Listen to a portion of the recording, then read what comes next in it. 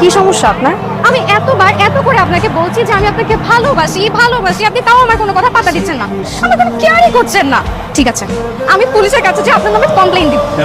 আমি পুলিশের কাছে যে বলবো যে আমি একটা ছেলেকে অনেক ভালোবাসি এবং আমি এটাও জানি যে ওই ছেলে আমাকে অনেক ভালোবাসে, কিন্তু তারপর আমি তাকে এতবার করে বলছি যে আমি তাকে ভালোবাসি ভালোবাসি, কিন্তু সে আমার কোনো কথা পাত্তা দিচ্ছে না। পুলিশ যখন এসে আপনাকে প্যাদানি দেবে না, তখন আমি ঠিকই দেখবো আপনি কিভাবে রাজি না হয়ে পারেন। এই কথা যদি পুলিশ প্যাদানি দেয় ঠিক আছে, আমার কোনো সমস্যা নেই।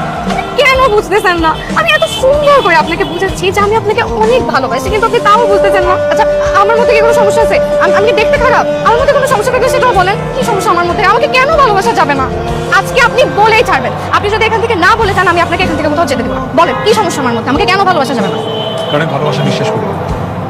কেন?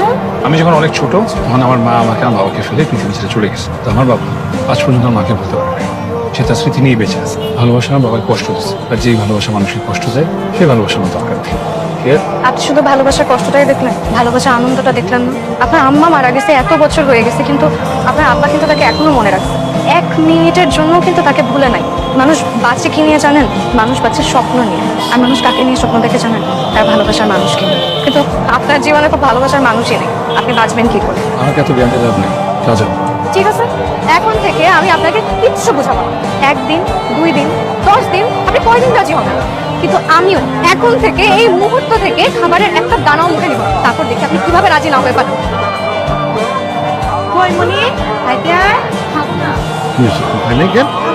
দুপুরবেলাও খেতে রাখছি, তখন খেতে এমন কেমনটা লাগে? বনি বনি আই দেয় মা, আবার খাবো না, খিদা নাই।